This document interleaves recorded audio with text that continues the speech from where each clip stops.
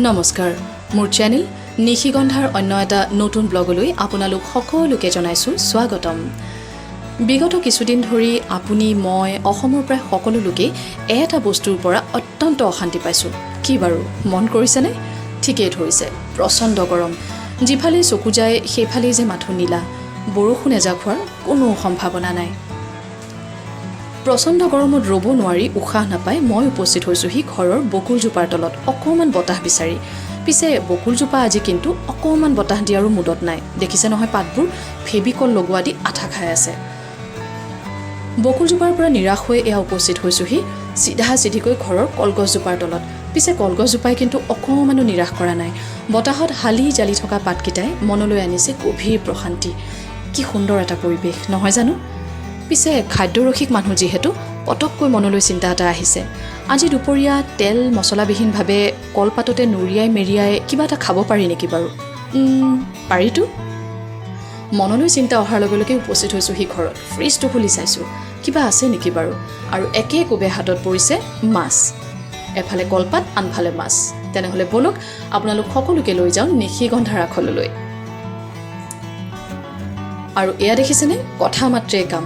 একে কোবে গছৰ পৰা কলপাত আহি পালেহি মোৰ পাকঘৰ। আৰু এয়া মই সাজু হৈছোঁ বনাবলৈ ভাপত দিয়া মাছ। ইয়াৰ কাৰণে লাগিব মাছ আৰু লগত লাগিব ৰঙা ৰঙা বিলাহী। মই 2টা বিলাহী লৈছোঁ। ইয়াৰ লগতে আপোনালোকক লাগিব সুন্দৰ সুন্দৰ মলমলাই থকা সেউজীয়া সেউজীয়া ধনিয়া, আৰু লগত লাগিব জলকীয়া। তাৰ লগত লাগিব নিমখ, আৰু তাৰ লগত আপোনাক লাগিব কেঁচা মিঠাতেল। গুৰুত্বপূৰ্ণ কথাটো পাহৰি নাযাব কিন্তু, আপোনাক লাগিব আদা নহৰু। এই গোটেইখিনি মিলাই এটা মিক্সি বাতিত দি মই সাজু হৈছোঁ ইয়াৰ এটা মিশ্ৰণ কৰিবৰ কাৰণে। আজি অত্যন্ত গৰম, সেইকাৰণে আজিৰ বাবে মিক্সি বাতিয়ে জিন্দাবাদ। এই মিশ্ৰণটো বনাওঁতে মই ইয়াত কিছু পৰিমাণে নিমখ দি লওঁ, কিন্তু আপোনালোকে নিমখ আগতেও দিব পাৰে পিছতো দিব পাৰে। বাছ, আৰু 2 মিনিটৰ পিছত ৰেডি হৈ গ'ল এয়া আপোনাৰ সুন্দৰ মিশ্ৰণটি। নাকত লাগিছে কিন্তু নহয় জানো? ইয়াৰ পিছৰ পৰ্যায়টো অত্যন্ত সহজ। আপুনি মাছকেইডোখৰ লওক আৰু তাতে অকণমান আগতে বনোৱা এই মিশ্ৰণটো সুন্দৰকৈ দি দিয়ক। মাছকেইডোখৰত মিশ্ৰণটো লগাওঁতে চাব যাতে মিশ্ৰণটো পানীয়া নহয়। যদি পানীয়া হয় তেনেহ'লে আপোনাৰ মাছকেইডোখৰত লগাবলৈ অকণমান অসুবিধা পাব। এটা সুন্দৰ গোন্ধ কিন্তু মোৰ পাকঘৰত ইতিমধ্যে বিয়পি পৰিছে দেই।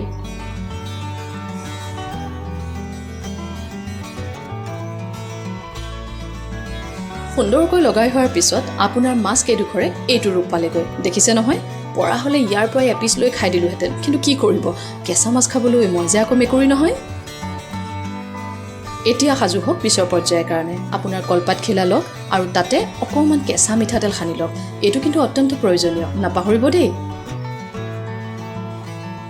মিঠাতেল লগোৱাৰ পিছত পাতখিলা কিছু পৰিমাণে আপুনি জুইত সেকি লওক। এইটো কৰিলে আপোনাৰ পাতখিলা ভাগি নপৰে বা ফাটি নাযায় আৰু ভিতৰৰ বস্তুখিনি ওলাই নাযায়। এই গোটেই প্ৰক্ৰিয়াটোৰ আটাইতকৈ গুৰুত্বপূৰ্ণ কথা একেবাৰে নাপাহৰিব দেই। এতিয়া পাতখিলাত আপুনি মাছডোখৰ দি ল'ব আৰু তাৰ ওপৰত সুন্দৰকৈ মছলাখিনি লগাই দিব। ইয়াৰ পিছত পাতডোখৰ আপুনি বন্ধ কৰি দিব আৰু আপোনাৰ ইচ্ছা অনুযায়ী সৰু সৰু আকৃতিৰ টোপোলা কিছুমান কৰি ল'ব। ভাপত দিয়া মাছ বনাবলৈ বিভিন্নজনে বিভিন্ন সঁজুলি ব্যৱহাৰ কৰে। পিছে মোৰ হাতত এইখিনি সময়ত এইখনহে আছে। ইলেক্ট্ৰনিক কুকাৰৰ ওপৰত থকা এইখনতেই মই অকণমান মিঠাতেল লগাই লৈছোঁ যাতে পাতডোখৰ লাগি নধৰে। আৰু ইয়াত দেখিলে নহয়, মোৰ টোপোলা ৰেডি হৈ গ'ল। এতিয়া ইয়াত একেলগে আপোনাৰ টোপোলাখিনি আপোনাৰ মনৰ ইচ্ছা অনুযায়ী সজাই লওক।